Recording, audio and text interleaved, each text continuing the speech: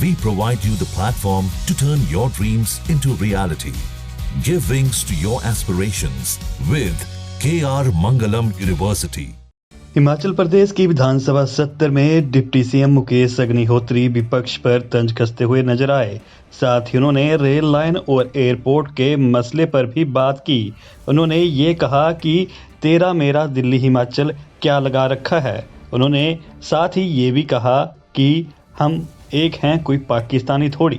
गीता में लिखा है, मेरा तेरा अपना पराया मन से मिटा दो, विचार से हटा दो, फिर सब तुम्हारा है, तुम सबके हो।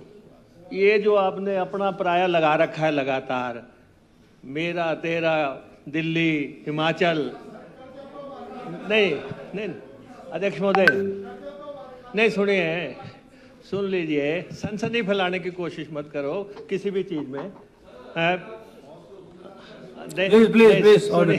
सुनिए अध्यक्ष महोदय, ये बड़ी इंपॉर्टेंट रेल लाइन है और हम इसको बिलासपुर तक 2027 में कंप्लीट करना चाहते हैं और आपको ये कंप्लीट देंगे हम 2027 में, अपनी सरकार के टाइम में हम कंप्लीट देंगे आपको।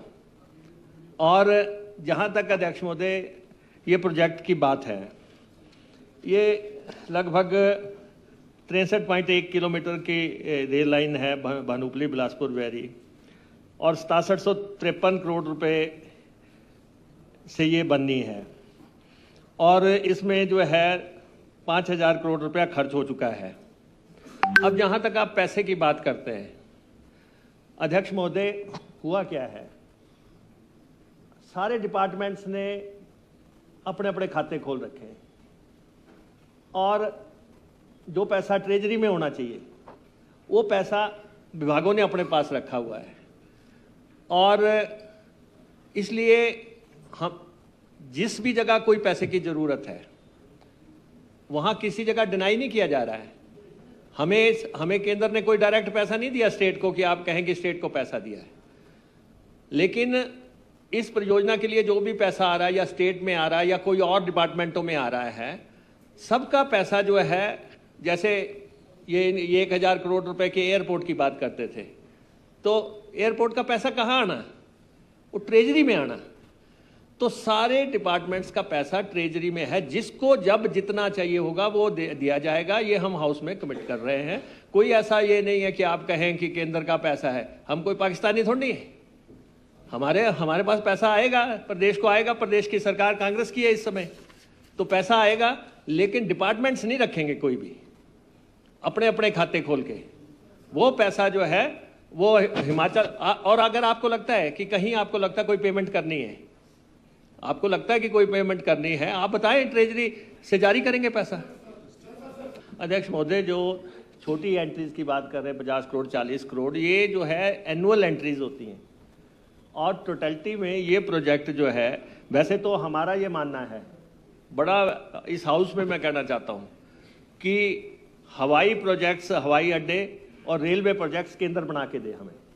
अगर बिहार के 3 एयरपोर्ट जो है बना के दे रहा है केंद्र, तो हमारे एयरपोर्ट क्यों नहीं? आज भी हम उस बचे बाल शिमला का एयरपोर्ट क्या एक्सपेंशन नहीं होना चाहिए और क्या केंद्र को नहीं करना चाहिए? बहुत इंपॉर्टेंट। और मंडी का भी बनना चाहिए। जयराम जी कह रहे थे कि हम आएंगे, हम बनाएंगे।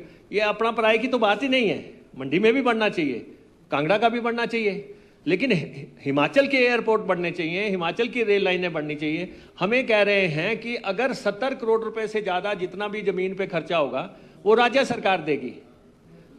जब हिमाचल बना था तो ये उस वक्त से पता है कि हिमाचल फाइनेंशियल वाइबल एंटिटी नहीं है। ये लोगों की राजनीतिक महत्वाकांक्षाओं को पूरा करने के लिए हिमाचल का निर्माण हुआ। हमारी टैक्स बेस वैसा नहीं है और इसलिए जो है हमारा फिर आग्रह है और आपसे भी आग्रह है, आपकी दिल्ली में अच्छी से है, आपकी अच्छी से है, और आप जो है रेलवे लाइनों में और हवाई अड्डों में हिमाचल प्रदेश की मदद करो। ये हाउस में बैठने का कभी कभी मौका मिलता है, आज आपको मिला है, हमें मिला हुआ है, कल दिन को कोई और होंगे, लेकिन ये याद रहेगा कि जी हाँ, आपने जमवाल साहब थे तो उन्होंने जो है इन प्रोजेक्ट्स के लिए पैरवी की और हिमाचल को पैसा आया। दूसरी तरफ इसी दौरान उन्होंने भाजपा के विधायक रणधीर शर्मा को भी निशाने पर लिया और कहा कि वे पानी में मर्दानी डालने का काम कर रहे हैं। रणधीर शर्मा जी मेरी कॉन्स्टिट्यूंसी के दामाद हैं, मैं इनका बड़ा सम्मान करता हूँ, पर ये जो लस्सी में मदानी फेर रहे हैं ना, ये बड़ा खतरनाक काम है। और ऐसा है, आज आप कह रहे हैं कि मसला कहाँ से आया। शिमला का रनवे छोटा है ना, सुनो आपको ये भी चिंता नहीं हो रही है कि हमारा डिप्टी चीफ मिनिस्टर आज जो है हादसे का शिकार हो जाना, साथ में डीजीपी भी चले जाना थे, हैं? नहीं, सुनो, छोटा सा रनवे और एयरक्राफ्ट नहीं रुका और निकल गया बाहर। तो मैंने उस नज़रिए से कहा आज की घटना है, इसलिए मैं कहता हूं कि भैया अभी केंद्र के बजट में अगर 3 इंटरनेशनल ग्रीनफील्ड एयरपोर्ट्स का घोषणा हुई है तो एक हिमाचल की भी हो जाती।